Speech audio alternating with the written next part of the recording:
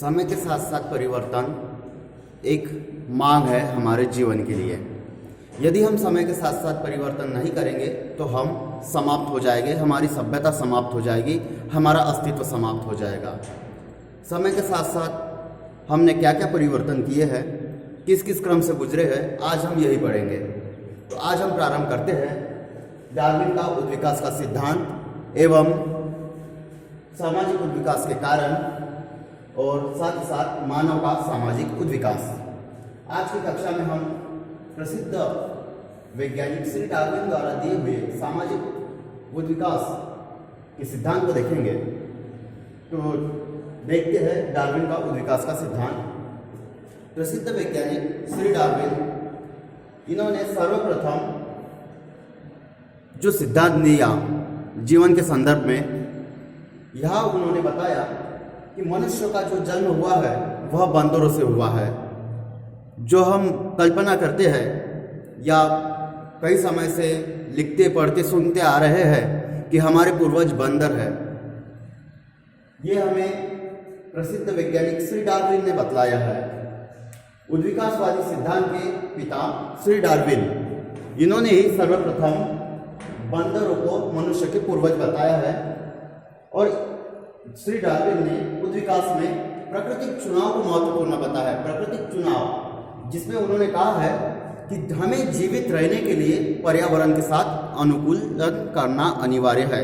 यदि कोई प्राणी जीवित रहना चाहता है और वह पर्यावरण के साथ अनुकूलन नहीं करता तो वह जीवित नहीं रह सकता, उसकी समाप्ति हो जाएगी, वह मृत्यु को प्राप्त होगा।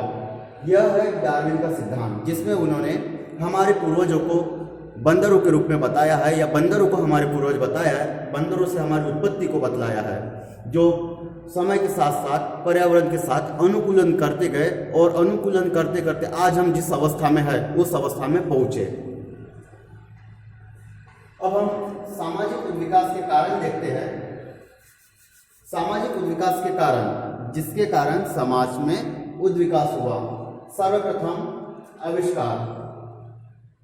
एक कहावत है या एक मुहावरा है, एक वाक्य है कि आवश्यकता आविष्कार की जननी होती है। हमारी आवश्यकताएं समय के साथ साथ बदलती गई, हमारी आवश्यकताओं में परिवर्तन हुआ और हमारी आवश्यकताओं में परिवर्तन हुआ, इस कारण हमने क्या किया, आविष्कार करते गए।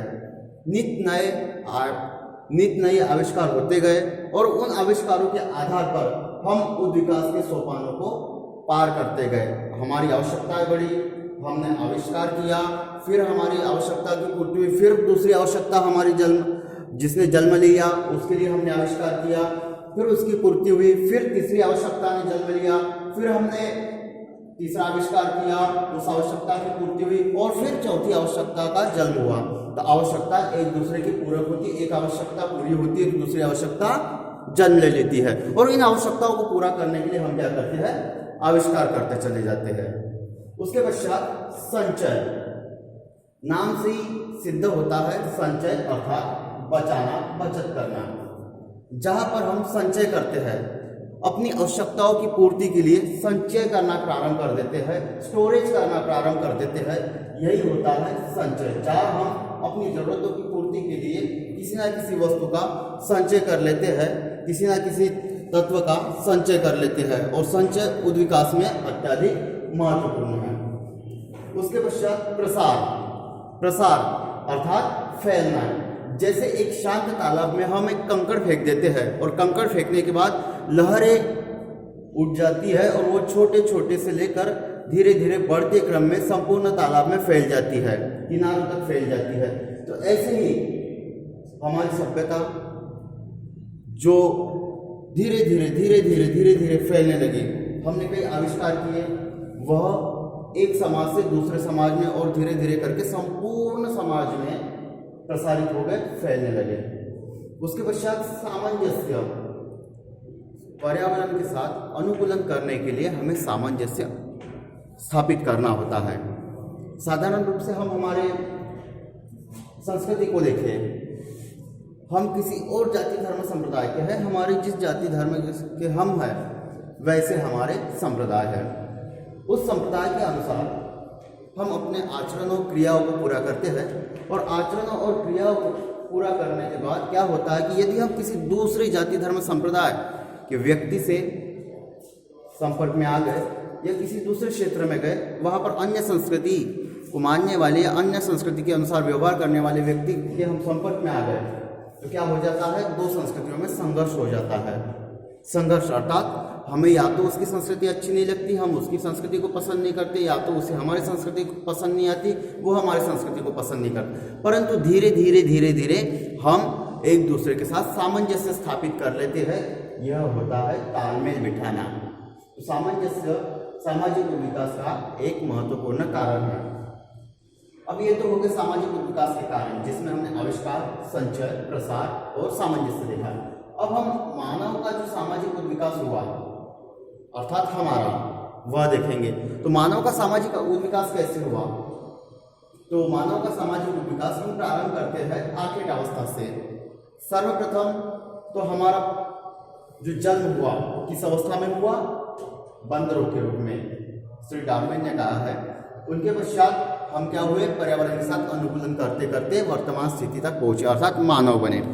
तो हमने मानव बनने के पश्चात जब हम आदिम अवस्था में थे, तो उस समय हमने क्या किया? आखेट करना प्रारंभ किया। अर्थात हम किस अवस्था में थे?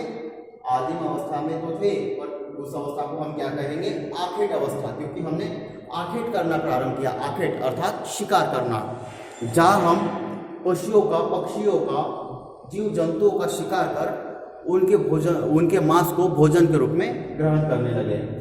जहाँ हमने पत्तियों को लपेटना वस्त्रों के रूप में, पशुओं की खाल को लपेटना, और यहाँ हमने आग का आविष्कार किया, और यहाँ हम पशुओं के मांस को आग से पकाकर खाने लगे। यहाँ से हमने भोजन को पकाकर खाना प्रारंभ कर दिया। उसके पश्चात चरवाहा अवस्था। चरवाहा अवस्था ऐसी अवस्था जहाँ पर हमने कहते हैं ना कि पशुओं की कृषि प्रारंभ कर दी। हमने पशुओं को पालना प्रारंभ कर दिया। पशुओं को हम पालने लगे, खेती के लिए पालने लगे, उनसे दूध प्राप्त करने के लिए उन्हें पालने लगे, उनसे ऊन प्राप्त करने के लिए उन्हें पालने लगे, जिसमें हम कहेंगे कि यह हमारी चरवाहा अवस्था थी। उसके पश्चात कृषि अवस्था। यहाँ हमने संपूर्ण ध्यान कृषि पर लगा दिया। अब हम पशु के साथ साथ और बिना पशु के भी क्या करने लगे? खेती करने लगे, उपज लेने लगे, फसल लेने लगे, और धीरे धीरे हम कृषि अवस्था से अग्रसर होकर औद्योगिक अवस्था में पहुंच गए। चौथी जो हमारी अवस्था है वह है औद्योगिक अवस्था। कृषि अवस्था में हमने कई पारंपरिक और आधुनिक तकनीकों का भी उपयोग किया, और वर्तमान में जो कृषि का स्तर है इस कृषि स्तर पे पहुंचे। फिर उसके बाद हम औद्योगिक अवस्था को देखते हैं। तो औद्योगिक अवस्था, अब हमने क्या किया? हमारी आवश्यकताओं की पूर्ति के लिए कई औद्योगिक इकाइयों की स्थापना की, कई बड़े बड़े कारखानों की स्थापना की, जिससे हमें उत्पादन प्राप्त हुए जो हमारे जीवन को अत्यंत ही आसान और विलासितापूर्ण जीने के लिए सभी सुख सुविधाएं देने लगे। ये है औद्योगिक अवस्था। इसी अवस्था में हम औद्योगिक इकाइयों में रोजगार प्राप्त करने लगे और अपनी सभी आवश्यकताओं की पूर्ति करने लगे। तो ये है मानव का सामाजिक उद्विकास।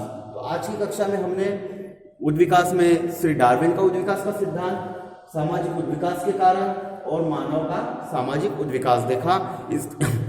इसके पश्चात हम क्रांति देखेंगे, जिसे हम अगले कक्षा में पढ़ेंगे।